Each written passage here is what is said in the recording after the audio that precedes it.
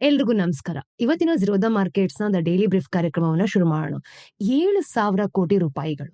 ಏನಿದು? ಪ್ರತಿ ವರ್ಷ ಭಾರತದಲ್ಲಿ ಯುಎಸ್ ಮಾರ್ಕೆಟ್ಸ್ ಇದೆ ಗೊತ್ತಾ? ಇದಕ್ಕೋಸ್ಕರ 7,000 ಕೋಟಿ ರೂಪಾಯಿ ಮೌಲ್ಯದ ಸೋಲಾರ್ ಪ್ಯಾನೆಲ್ಸ್ ಅನ್ನ ಪ್ರೊಡ್ಯೂಸ್ ಮಾಡ್ತಾರೆ. ಅಂದ್ರೆ ಪ್ರೊಡ್ಯೂಸ್ ಆಗತ್ತೆ. ಈಗ 3 ವರ್ಷಗಳ ಹಿಂದೆ ಹೋಗೋಣ.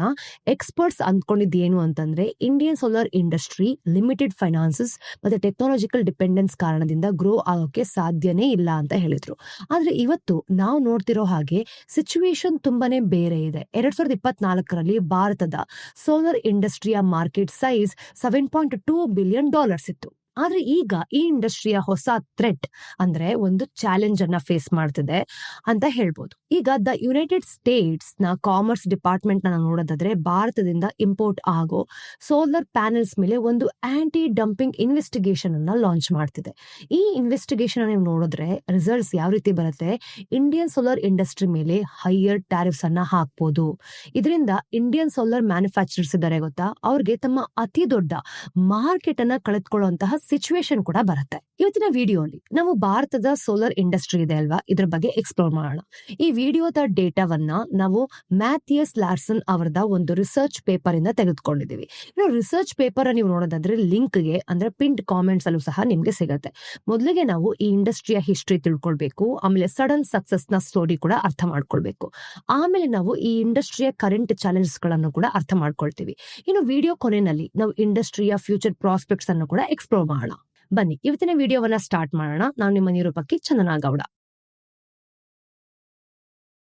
ಮೊದಲಿಗೆ ಭಾರತದ ಸೋಲಾರ್ ಇಂಡಸ್ಟ್ರಿಯ ಹಿಸ್ಟ್ರಿ ಮತ್ತೆ ಸಕ್ಸಸ್ ಸ್ಟೋರಿಯನ್ನ ನೋಡ್ತಿದೀವಿ. ಈ ಇಂಡಸ್ಟ್ರಿಯ ಕರೆಂಟ್ ಸ್ಟ್ರಗಲ್ಸ್ ಅರ್ಥ ಮಾಡ್ಕೊಳ್ಳೋದಕ್ಕೆ ನಾವು ಮೊದಲು ಭಾರತದ ಸೋಲಾರ್ ಇಂಡಸ್ಟ್ರಿಯ ಮಾಸಿವ್ ಗ್ರೋತ್ ಅನ್ನ ಅರ್ಥ ಮಾಡ್ಕೊಳ್ಬೇಕು. 2020ರಿಂದ ಅಂದ್ರೆ ಮಾರ್ಚ್ 2025ರವರೆಗೆ ಭಾರತದ ಸೋಲಾರ್ ಮಾಡ್ಯೂಲ್ ಒಂದು ಮ್ಯಾನುಫ್ಯಾಕ್ಚರಿಂಗ್ ಕೆಪಾಸಿಟಿ ನೀವು ನೋಡಿದಾಗ 15 ಗಿಗಾವಾಟ್ಸ್ ಇಂದ 74 ಗಿಗಾವಾಟ್ಸ್ಗೆ ಹೆಚ್ಚಾಗಿದೆ. ಇದೇ ಪೀರಿಯಡ್ ನಲ್ಲಿ 25 ಗಿಗಾವಾಟ್ಸ್ ನ ಸೋಲಾರ್ ಸೆಲ್ ಮ್ಯಾನುಫ್ಯಾಕ್ಚರಿಂಗ್ ಕೆಪಾಸಿಟಿಯನ್ನು ಕೂಡ ಆಡ್ ಮಾಡಿದ್ದಾರೆ. ಹಾಗಾದ್ರೆ ಇವೆರಡರ ನಡುವೆ ಏನ್ ವ್ಯತ್ಯಾಸ ನೋಡಿ. ಒಂದು ಸೋಲಾರ್ ಸೆಲ್ ಅಂತಂದ್ರೆ ಒಂದು ಯೂನಿಟ್, ಮತ್ತೆ ಸೋಲಾರ್ ಮಾಡ್ಯೂಲ್ ಅಂತಂದ್ರೆ ಈ ಯೂನಿಟ್ಸ್ ಗಳ ಅಥವಾ ಸೆಲ್ಸ್ ಗಳ ಒಂದು ಕನೆಕ್ಟೆಡ್ ಕಲೆಕ್ಷನ್ ಅಂತ ಹೇಳ್ಬೋದು. ಸದ್ಯದ ಕೆಪಾಸಿಟಿ ಇಲ್ಲದೆ ಈ ಒಂದು ಇಂಡಸ್ಟ್ರಿಯ ಪ್ಲೇಯರ್ಸ್ ಅನೌನ್ಸ್ ಮಾಡಿರೋ ಪ್ರಾಜೆಕ್ಟ್ ಗಳ ಪ್ರಕಾರ 2020ರ ಹೊತ್ತಿಗೆ ಭಾರತದ solar module manufacturing capacity 172 gigawatts ಮತ್ತೆ solar cell manufacturing capacity 80 gigawatts ತಲುಪಬಹುದು. ಅಷ್ಟು ಮಾತ್ರ ಅಲ್ಲ, ಭಾರತದಲ್ಲಿ ಕೇವಲ ಸೋಲಾರ್ ಮ್ಯಾನುಫ್ಯಾಕ್ಚರಿಂಗ್ ಮಾತ್ರ ಅಲ್ಲ, ಸೋಲಾರ್ ಇನ್ಸ್ಟಾಲೇಷನ್ಸ್ ಏನಿದೆ ಅದನ್ನ ಒಂದು ಬೂಮ್ ತರ ಕಾಣಿಸ್ತಿದೆ ಅಂತ ಹೇಳ್ಬೋದು. 2015ರಲ್ಲಿ ಭಾರತದ ಅಂದ್ರೆ ಜಗತ್ತಿನ 9ನೇ ಲಾರ್ಜೆಸ್ಟ್ ಸೋಲಾರ್ ಪವರ್ ಜನರೇಟರ್ ಆಗಿತ್ತು. 2023ರ ಹೊತ್ತಿಗೆ ಭಾರತ 3ನೇ ಅಂದ್ರೆ ಲಾರ್ಜೆಸ್ಟ್ ಪೊಸಿಷನ್ಗೆ ತಲುಪಿದೆ. ಇನ್ನು 2024ರಲ್ಲಿ ಭಾರತದಲ್ಲಿ 26 ಗಿಗಾವಾಟ್ ಸೋಲಾರ್ ಪವರ್ ಇನ್ಸ್ಟಾಲ್ ಆಗಿದೆ. ಇದು 2024ರ ರಿನ್ಯೂವಬಲ್ ಅಡಿಷನ್ಸ್ ನಲ್ಲಿ 90%, ಅಂದ್ರೆ ಒಟ್ಟು ಸೆಕ್ಟರ್ ಅಡಿಷನ್ಸ್ ನೀವು ನೋಡೋದಾದ್ರೆ 71% ಆಗಿತ್ತು. ಇವತ್ತು ಸೋಲಾರ್ ಮ್ಯಾನುಫ್ಯಾಕ್ಚರಿಂಗ್ ಮತ್ತೆ ಇನ್ಸ್ಟಾಲೇಷನ್ಸ್ ವಿಷಯದಲ್ಲಿ ಕೇವಲ ಚೈನಾ ಮಾತ್ರ ಭಾರತದಿಂದ ಮುಂದೆ ಇದೆ. ಇನ್ನು ಭಾರತ ಈ ಪೊಸಿಷನ್ ಅನ್ನ ಫೈನಾನ್ಷಿಯಲ್ ಚಾಲೆಂಜಸ್ ಇಂದಾನೆ ಎದುರಿಸ್ತಾ ಇದೆ ಅಂತ ಹೇಳ್ಬೋದು. ಯುಎಸ್, EU ಅಥವಾ ಚೈನಾದ ಹಾಗೆ ಭಾರತದ ಬಳಿ ಗ್ರೀನ್ ಇಂಡಸ್ಟ್ರಿಯಲ್ ಪಾಲಿಸಿಗೆ ಸಂಬಂಧಪಟ್ಟಿರೋ ಈ ಒಂದು ಫಿಸ್ಕಲ್ ರಿಸೋರ್ಸಸ್ ಇಲ್ಲವೇ ಇಲ್ಲ. ಇನ್ನು ಚೈನಾದ ಆನ್ಯುಯಲ್ ಇಂಡಸ್ಟ್ರಿ ಪಾಲಿಸಿ ಸ್ಪೆಂಡಿಂಗ್ ನೋಡೋದಾದ್ರೆ $400 ಬಿಲಿಯನ್ ಗಳಿಗಿಂತ ಹೆಚ್ಚಿದೆ. ಇದಕ್ಕೆಲ್ಲ ನಾವು ಕಂಪೇರ್ ಮಾಡಿದ್ರೆ ಈ ಒಂದು ಕೇಂದ್ರ ಸರ್ಕಾರದಿಂದ ಭಾರತದ ರಿನ್ಯೂವಬಲ್ ಎನರ್ಜಿ ಮೇಲಿನ ಖರ್ಚು ಕೇವಲ $1.8 ಬಿಲಿಯನ್ ಅಷ್ಟೇ. ಹಾಗಾದ್ರೆ ಇಷ್ಟೊಂದು ವೀಕ್ ಫೈನಾನ್ಷಿಯಲ್ ಸಪೋರ್ಟ್ ನಡುವೆನೂ ಕೂಡ ಭಾರತದ ಸೋಲಾರ್ ಇಂಡಸ್ಟ್ರಿ ಇಷ್ಟು ಹೇಗೆ ಬೆಳವಣಿಗೆನ ಕಂಡುಕೊಳ್ತು? ಈ ಗ್ರೋತ್ ನಲ್ಲಿ ಭಾರತದ ಒಂದು ಫೈನಾನ್ಷಿಯಲ್ ಇನೋವೇಷನ್ಸ್ ಕೈವಾಡ ಇದೆ ಅಂತ ಹೇಳ್ಬೋದು. ಈಗ ಇದ್ರ ಬಗ್ಗೆ ನಾನು ನಿಮ್ಗೆ ಅರ್ಥ ಮಾಡಿಸ್ತೀನಿ. ನಮ್ ದೇಶ ಒಂದು ಯುನೀಕ್ ಫೈನಾನ್ಷಿಯಲ್ ಮಾಡೆಲ್ ಅನ್ನ ರಚನೆ ಮಾಡ್ಕೊಂಡಿದೆ. ಅದಕ್ಕೆ 4 ಮೇನ್ ಪಿಲ್ಲರ್ಸ್ ಇದೆ. Strategic fiscal expenditure, state owned investment vehicles, state controlled institutions ಇಂದ ಬರುವಂತಹ ಫೇವರಬಲ್ ಟರ್ಮ್ಸ್ ನಲ್ಲಿ ಫೈನಾನ್ಷಿಯಲ್ ಏಡ್ ಮತ್ತೆ ಡಿಸ್ಟ್ರಿಬ್ಯೂಷನ್ ಕಂಪನೀಸ್ ಮೂಲಕ ಒಂದು ಡಿ ರಿಸ್ಕಿಂಗ್ ಅನ್ನ ನೋಡುತ್ತೆ. ಈ ಫೈನಾನ್ಷಿಯಲ್ ಮಾಡೆಲ್ ನ ನೀವು ನೋಡೋದಾದ್ರೆ ಭಾರತದ ಸೋಲಾರ್ ಇಂಡಸ್ಟ್ರಿಗೆ ಕಡಿಮೆ ಫೈನಾನ್ಷಿಯಲ್ ಸಪೋರ್ಟ್ ನಲ್ಲೂ ಕೂಡ ಗ್ರೋ ಆಗೋದಕ್ಕೆ ಹೆಲ್ಪ್ ಮಾಡಿದೆ. ಈಗ ಆ ಮಾಡೆಲ್ ಗಳ 4 ಪಿಲ್ಲರ್ಸ್ ಅನ್ನ ಅರ್ಥ ಮಾಡ್ಕೊಳ್ಳೋಣ. ಮೊದಲನೇದು ಸ್ಟ್ರಾಟಜಿಕ್ ಫಿಸ್ಕಲ್ ಎಕ್ಸ್ಪೆಂಡಿಚರ್. ಸೋಲಾರ್ ಇಂಡಸ್ಟ್ರಿಯ ಡೆವಲಪ್ಮೆಂಟ್ಗೆ ಸರ್ಕಾರ ಬಳಿ ಲಿಮಿಟೆಡ್ ಆಗಿತ್ತು, ಅಂದ್ರೆ ಅಮೌಂಟ್ ಅನ್ನ ಲಿಮಿಟೆಡ್ ಆಗಿ ಕೊಡ್ತಿದ್ರು. ಇನ್ನು ಚಿಕ್ಕ ಬಡ್ಜೆಟ್ ಕೂಡ ಇತ್ತು ಅಂತ ಹೇಳ್ಬೋದು. ಅದಕ್ಕೋಸ್ಕರನೇ ಈ ಬಡ್ಜೆಟ್ ಅನ್ನ ಆಪ್ಟಿಮಿಕಲಿ ಬಳಸೋದು ತುಂಬಾನೇ ಕಡಿಮೆ ಆಗಿತ್ತು ಬಿಡಿ.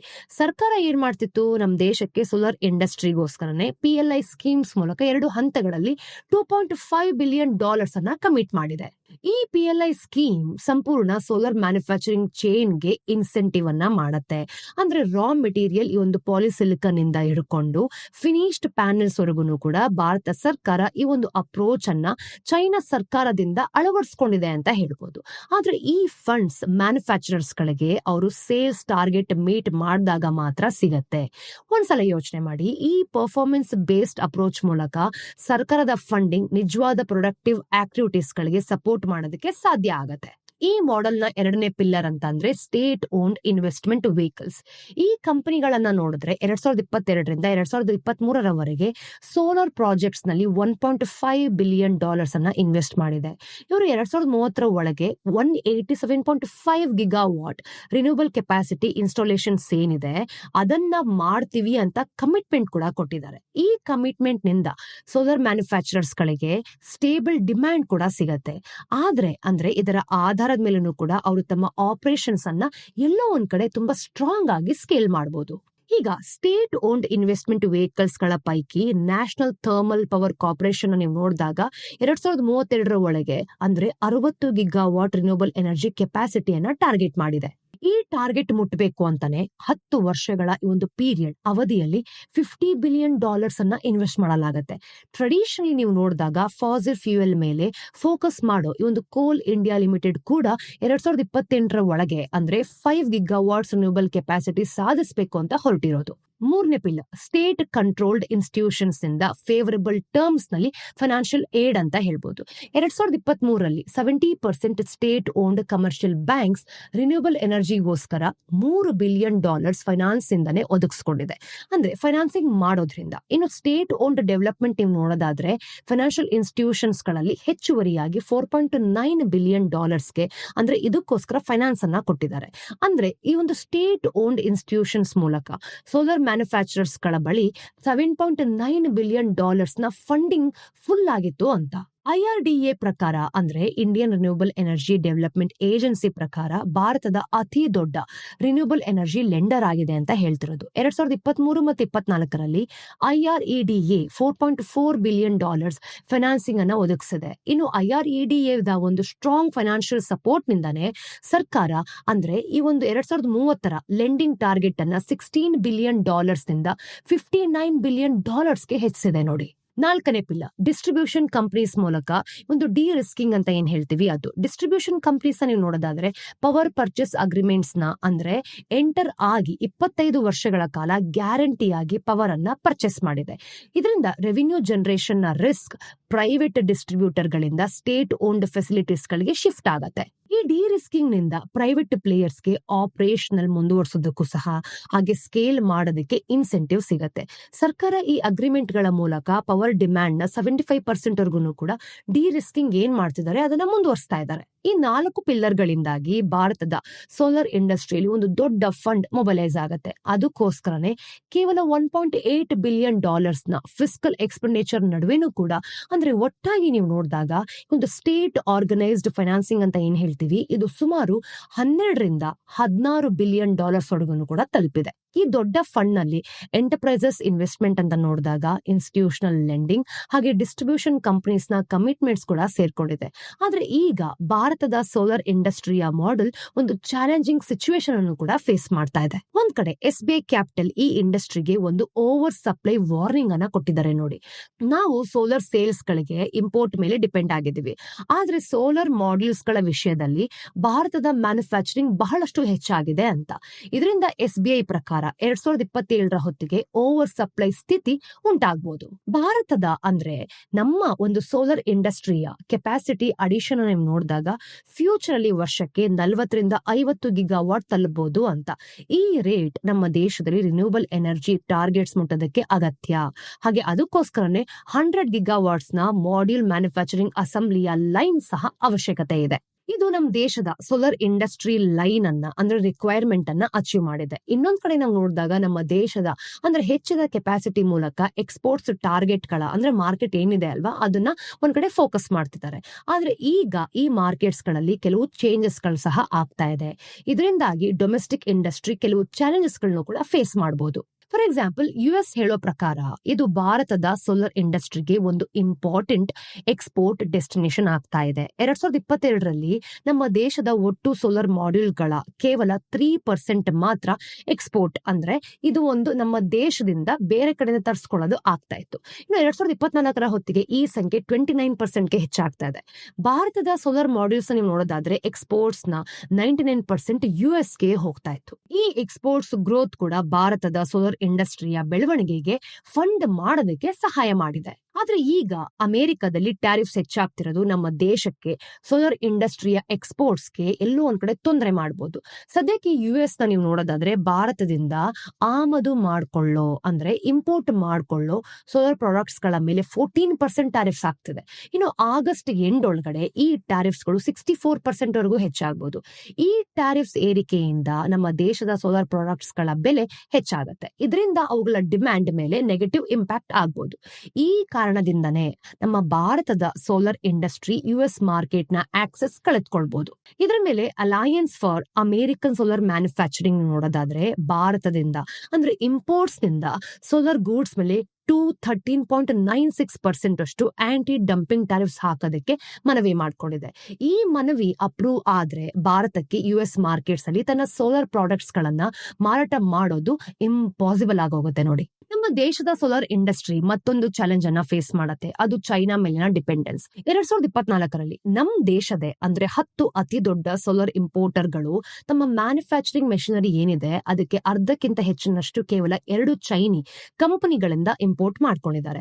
ಕೇವಲ ರಿಲಯನ್ಸ್ ಇಂಡಸ್ಟ್ರೀಸ್ ಮಾತ್ರ ಎಕ್ವಿಪ್ಮೆಂಟ್ ಸೋರ್ಸಿಂಗ್ಗೆ ಸುಮಾರು $300 ಮಿಲಿಯನ್ ಖರ್ಚು ಮಾಡಿದೆ. ಈ ಹಣ ನೋಡೋದಾದ್ರೂ ರಿಲಯನ್ಸ್ ಇಂಡಸ್ಟ್ರೀಸ್ ನ ಗುಜರಾತ್ ಪ್ಲಾಂಟ್ ನ ಚೈನೀಸ್ ಸಪ್ಲೈಯರ್ಸ್ ಯಾರೆಲ್ಲ ಇದ್ದಾರೆ ಅವ್ರಗಳಿಗೆ ಹೋಗಿರೋದು. ಈ ಡಿಪೆಂಡೆನ್ಸ್ ಬಹಳ ದೊಡ್ಡ ಪ್ರಾಬ್ಲಮ್ ಆಗ್ಬೋದು. ಈಗ ನಾವು ಫಾಕ್ಸ್ಕಾನ್ ಇಂಡಿಯಾದ ಆಪರೇಷನ್ಸ್ ಅನ್ನೇ ನೋಡೋದಾದ್ರೆ ಚೈನಾ ಟೆಕ್ನಾಲಜಿ ಟ್ರಾನ್ಸ್ಫರ್ಗೆ ಎಷ್ಟು ಅಡ್ಡಿಪಡಿಸ್ತಿದೆ ನೋಡಿ ಅಂತ ತುಂಬಾ ಕ್ಲಿಯರ್ ಆಗೋಗುತ್ತೆ. ಇನ್ನು ಸೋಲಾರ್ ಉಪಕರಣಗಳು ಏನೆಲ್ಲ ಇದೆ ಅದ್ರ ಮೇಲೂ ಕೂಡ ರೆಸ್ಟ್ರಿಕ್ಷನ್ಸ್ ಬಂದ್ರೆ ಅದು ಭಾರತದ ಸೋಲಾರ್ ಇಂಡಸ್ಟ್ರಿಯ ಆಪರೇಷನ್ಸ್ಗೆ ಬಹಳಷ್ಟು ತೊಂದರೆ ಮಾಡುತ್ತೆ. ಈ ಚಾಲೆಂಜಸ್ ಗಳ ಜೊತೆ ಡೀಲ್ ಮಾಡೋದ್ರ ಮೇಲೆ ನಾವು ನೋಡೋದಾದ್ರೂ ನಮ್ಮ ದೇಶದ ಸೋಲಾರ್ ಇಂಡಸ್ಟ್ರಿ ಒಂದು ಯುನೀಕ್ ಫಂಡಿಂಗ್ ಹಾಗೆ ಮತ್ತೆ ಫೈನಾನ್ಸಿಂಗ್ ಮಾಡೆಲ್ ಅನ್ನು ಕೂಡ ಮೇಂಟೈನ್ ಮಾಡಬೇಕಾಗುತ್ತೆ. ಟ್ರೆಡಿಷನಲಿ ದೇಶಗಳ ಬಳಿ ಅಂದ್ರೆ ಈಗಾಗಲೇ ಈ ರಿಸೋರ್ಸಸ್ ಇದ್ದೇ ಇರುತ್ತೆ. ಇಲ್ಲದೆ ಇದ್ರೆ ಅವರು ಫಾರಿನ್ ಇನ್ಫ್ಲೋ ಮೇಲೆ ಡಿಪೆಂಡ್ ಆಗ್ಬೇಕಾಗತ್ತೆ. ಇನ್ನು ನಮ್ಮ ದೇಶದ ಪರ್ ಕ್ಯಾಪಿಟಲ್ ಸೋಲಾರ್ ಬಡ್ಜೆಟ್ ನೀವು ನೋಡೋದಾದ್ರೆ $698 ಇದೆ. ಇದು US ನ $32,842. ಇನ್ನು EU ನ ಅಂದ್ರೆ $16,264 ಮತ್ತೆ ಚೈನಾದ $4,239 ಗಳಿಗಿಂತ ಬಹಳ ಕಡಿಮೆ. ಇದಕ್ಕೋಸ್ಕರನೇ state owned and controlled finance model ಕಡಿಮೆ ಫಂಡಿಂಗ್ಸ್ ನಲ್ಲೂ ಕೂಡ ಇಂಡಸ್ಟ್ರಿಗೆ ಸಾಕಷ್ಟು ಗ್ರೋತ್ ನಲ್ಲಿ ಹೆಲ್ಪ್ ಮಾಡ್ತಾ ಇದೆ. ಭಾರತ ಬೇಕಿದ್ರೆ ಫಾರಿನ್ ಇನ್ಫ್ಲೋಗೆ ಬಳಸ್ಕೊಳ್ಬಹುದು. ಆದ್ರೆ ಈ ಸ್ಕೀಮ್ಸ್ ನಲ್ಲೂ ಕೂಡ ಕೆಲವು ಥ್ರೆಟ್ಸ್ ಇದೆ. ನೋಡಿ, ಕೆಲವು ಅಧಿಕಾರಿಗಳು ಹೇಳೋ ಪ್ರಕಾರ ಅವರು ಶ್ರೀಲಂಕಾ ಅಥವಾ ಪಾಕಿಸ್ತಾನದಂತಹ ಸಿಚುವೇಶನ್ಸ್ಗೆ ಬೀಳೋದಕ್ಕೆ ಇಷ್ಟ ಪಡೋದೇ ಇಲ್ಲ. ಇಲ್ಲಿ ಇಡೀ ಎಕನಾಮಿ ಫಾರಿನ್ ಇನ್ಫ್ಲೋಸ್ ಮೇಲೆ ಡಿಪೆಂಡ್ ಆಗ್ಬಿಡುತ್ತೆ. ಕಳೆದ 2 ದಶಕಗಳಲ್ಲಿ ಫಾರಿನ್ ಡೈರೆಕ್ಟ್ ಇನ್ವೆಸ್ಟ್ಮೆಂಟ್ GDPಯ 2% ಆಸುಪಾಸ್ನಲ್ಲಿತ್ತು. 2023ರಲ್ಲಿ FDI ನೋಡಿದಾಗ 1% ಗಿಂತನೂ ಕೂಡ ಕಡಿಮೆ ಆಗಿದೆ. ಭಾರತದ ಪೊಲಿಟಿಕಲ್ ಸಿಸ್ಟಮ್ ಕೂಡ ಈ ಕೇಸ್ ನಲ್ಲಿ ಒಂದು ಇಂಟ್ರೆಸ್ಟಿಂಗ್ ಕಂಡೀಷನ್ಸ್ ಅನ್ನ ಕ್ರಿಯೇಟ್ ಮಾಡುತ್ತೆ. ಟಿಪಿಕಲಿ ನಾವು ನೋಡೋದಾದ್ರೆ ಇಂಡಸ್ಟ್ರಿಯಲ್ ಜಾಯಿಂಟ್ಸ್ಗೆ ಪೊಲಿಟಿಕಲ್ ಕನೆಕ್ಷನ್ಸ್ ಇರೋದ್ರಿಂದ ಅವ್ರಿಗೆ ಪ್ರಿಫರೆನ್ಷಿಯಲ್ ಟ್ರೀಟ್ಮೆಂಟ್ ಸಿಗತ್ತೆ. ಇದರಿಂದ ಇಂಡಸ್ಟ್ರಿಯಲ್ಲಿ ಜನರಲ್ ಕಾಂಪಿಟೇಷನ್ಸ್ಗೆ ಹಾನಿ ಆಗತ್ತೆ ಅಂತ ಹೇಳ್ಬೋದು. ಆದ್ರೆ ಭಾರತದ ಸೋಲಾರ್ ಇಂಡಸ್ಟ್ರಿಯ ವಿಷಯದಲ್ಲಿ ಈ ಸಿಸ್ಟಮ್ ಅದರ ಒಂದು ಪ್ರಿಫರೆನ್ಷಿಯಲ್ ಟ್ರೀಟ್ಮೆಂಟ್ಸ್ ನಿಂದ ಇಂಡಸ್ಟ್ರಿಗೆ ಲಾಭ ಆಗತ್ತೆ ಅಂತಾನು ಕೂಡ ಗೊತ್ತಾಗುತ್ತೆ. ಇನ್ನು ಎಕ್ಸಿಸ್ಟಿಂಗ್ ಇಂಡಸ್ಟ್ರಿಯಲ್ ಜಾಯಿಂಟ್ಸ್ಗೆ ಬೆನಿಫಿಟ್ ಸಿಗೋದ್ರಿಂದ ಸೋಲಾರ್ ಇಂಡಸ್ಟ್ರಿಯಲ್ಲಿ ಮೂವ್ಮೆಂಟ್ ಸಹ ಬಂದಿರೋದು. ಪ್ರೈವೇಟ್ ಈ ಒಂದು ಪಾರ್ಟಿಸಿಪೆಂಟ್ಸ್ ಮಾರ್ಕೆಟ್ಸ್ ನಲ್ಲೂ ಕೂಡ ಇನ್ವಾಲ್ವ್ ಕೂಡ ಆಗಿದ್ದಾರೆ ಅಂತ ಹೇಳ್ಬೋದು. ಹಾಗೆ ಫೈನಾನ್ಷಿಯಲ್ ಹೆಲ್ಪ್ ನಿಂದ ಈ ಒಂದು ಪ್ರೈವೇಟ್ ಪ್ಲೇಯರ್ಸ್ ಗಳಿಗೆ ಫಂಡಿಂಗ್ ಗೋಸ್ಕರನೇ ಒದ್ದಾಡ್ತಿದೆ ಅಂತ ಭಾರತವನ್ನ ಏನ್ ಮಾಡ್ತಾರೆ ಒಂದು ಎಕ್ಸ್ಪೋರ್ಟ್ ಸೋರ್ಸ್ ಆಗಿನೂ ಕೂಡ ಬದಲಾಯಿಸಬಹುದು. ಪೊಲಿಟಿಕಲ್ ಸಿಸ್ಟಮ್ ಜೊತೆಗೆ ಪಾಲಿಸಿ ಕೂಡ ಇಂಡಸ್ಟ್ರಿಗೆ ಬೆನಿಫಿಷಿಯಲ್ ಆಗಿದೆ. ಆಗಸ್ಟ್ 2025ರಲ್ಲಿ ಸೋಲಾರ್ ಸೇಲ್ಸ್ಗಳು approved list of models and manufacturers ನ ಒಂದು ಲಿಸ್ಟ್ ನಲ್ಲಿ ಸೇರ್ಕೊಂಡಿದೆ. ಈ ಲಿಸ್ಟ್ ನಲ್ಲಿ ಆಡ್ ಆಗೋದ್ರಿಂದ ಸರ್ಕಾರಿ ಪ್ರಾಜೆಕ್ಟ್ ಗಳಿಗೆ ಸೋಲಾರ್ ಸೇಲ್ಸ್ ಗಳನ್ನ ಅಂದ್ರೆ ಡೊಮೆಸ್ಟಿಕ್ ಪ್ಲೇಯರ್ಸ್ ಗಳಿಂದನೇ ಸೋರ್ಸ್ ಮಾಡಬೇಕಾಗತ್ತೆ. ಇದರಿಂದ ಇಂಡಸ್ಟ್ರಿಯ ಅಂದ್ರೆ ಚೀನಿ ಇಂಪೋರ್ಟ್ಸ್ ಗಳ ಮೇಲಿನ ಡಿಪೆಂಡೆನ್ಸ್ ಕಡಿಮೆ ಆಗ್ಬೋದು. ಮತ್ತೆ ಭಾರತದ ಸೋಲಾರ್ ಇಂಡಸ್ಟ್ರಿಯ ಸಂಪೂರ್ಣ ವ್ಯಾಲ್ಯೂ ಚೈನ್ ಡೊಮೆಸ್ಟಿಕ್ ಆಗ್ಬೋದು. ಹಾಗೆಯೇ ಇಂಡಸ್ಟ್ರಿ ತನ್ನ ವ್ಯಾಲ್ಯೂ ಚೈನ್ ಅನ್ನ ತುಂಬಾ ಉತ್ತಮವಾಗಿ ಕಂಟ್ರೋಲ್ ಮಾಡ್ಕೊಳ್ಳೋದಕ್ಕೆ ಸಾಧ್ಯ ಆಗತ್ತೆ. ಇದೆಲ್ಲದರಿಂದ ಜಿಯೋಪಾಲಿಟಿಕಲ್ ಟೆನ್ಷನ್ಸ್ ಇಂದನೂ ಕೂಡ ಪ್ರೊಟೆಕ್ಟ್ ಮಾಡ್ಕೊಳ್ಬಹುದು. ಯುಎಸ್ ಮಾರ್ಕೆಟ್ ನ ಆಕ್ಸೆಸ್ ಕಳೆದುಕೊಳ್ಳೋದು ಭಾರತದ ಸೋಲಾರ್ ಇಂಡಸ್ಟ್ರಿಗೆ ಒಂದು ಚಾಲೆಂಜ್ ಆಗತ್ತೆ ನೋಡಿ. ಆದ್ರೆ ನಮ್ಮ ದೇಶದ ಸ್ವಂತ ರಿನ್ಯೂಬಲ್ ಎನರ್ಜಿ ಟಾರ್ಗೆಟ್ ಈಗಲೂ ಕೂಡ ಇಂಡಸ್ಟ್ರಿ ಪ್ಲೇಯರ್ ಗಳಿಗೆ ಒಂದು ಆಪರ್ಚುನಿಟಿಯನ್ನ ಕೊಡಬಹುದು. ಗ್ಲೋಬಲಿ ಕೂಡ ಆಗತ್ತೆ. ಹಾಗೇನೆ ರಿನ್ಯೂಬಲ್ ಎನರ್ಜಿಗೋಸ್ಕರ ಹೆಚ್ಚಿರೋ ಪ್ರಿಫರೆನ್ಸಸ್ ಒಂದು ಭಾರತದ ಸೋಲಾರ್ ಇಂಡಸ್ಟ್ರಿಗೆ ಬೇರೆ ಫಾರಿನ್ ಮಾರ್ಕೆಟ್ಸ್ ನಲ್ಲಿ ಡಿಮ್ಯಾಂಡ್ ಅನ್ನ ಕ್ರಿಯೇಟ್ ಮಾಡಬಹುದು. ನಿಮ್ಗೇನ್ ಅನ್ಸುತ್ತೆ? ಭಾರತದ ಸೋಲಾರ್ ಇಂಡಸ್ಟ್ರಿನ ನೋಡಿದಾಗ ಯುಎಸ್ ನ ಹೆಚ್ಚಿರೋ ಟ್ಯಾರಿಫ್ಸ್ ಗಳನ್ನ ಹೇಗೆ ಎದುರಿಸುತ್ತೆ? ನಿಮ್ಮ ಅಭಿಪ್ರಾಯಗಳೇನು, ಒಪಿನಿಯನ್ ಏನು ಅನ್ನೋದನ್ನ ಕಮೆಂಟ್ ಸೆಕ್ಷನ್ ಅಲ್ಲಿ ತಿಳಿಸಿ. ಹಾಗೆ ಮುಂದೆ ಯಾವ ಟಾಪಿಕ್ ಬಗ್ಗೆ ನಿಮ್ಗೆ ವಿಡಿಯೋ ಬೇಕು ಅನ್ನೋದನ್ನು ಕೂಡ ನೀವು ನಮ್ಗೆ ತಿಳಿಸಬಹುದು. ವಿಡಿಯೋ ಇಷ್ಟ ಆದಲ್ಲಿ ಲೈಕ್ ಮಾಡಿ, ಶೇರ್ ಮಾಡಿ, ಸಬ್ಸ್ಕ್ರೈಬ್ ಮಾಡಿ. ಮತ್ತಷ್ಟು ಇನ್ಫಾರ್ಮೇಟಿವ್ ವಿಡಿಯೋಸ್ ಒಂದಿಗೆ ನಾನ್ ನಿಮ್ಗೆ ಮುಂದಿನ ಡೈಲಿ ಬ್ರೀಫ್ ಅಲ್ಲಿ ಸಿಗ್ತೀನಿ. ನಾನು ನಿಮ್ಮ ನಿರೂಪಕಿ ಚಂದನಾ ಗೌಡ, ಸೈನಿಂಗ್ ಆಫ್. ಮುಂದೆ ಸಿಗೋಣ. ಅಲ್ಲಿ ತನಕ ಟೇಕ್ ಕೇರ್.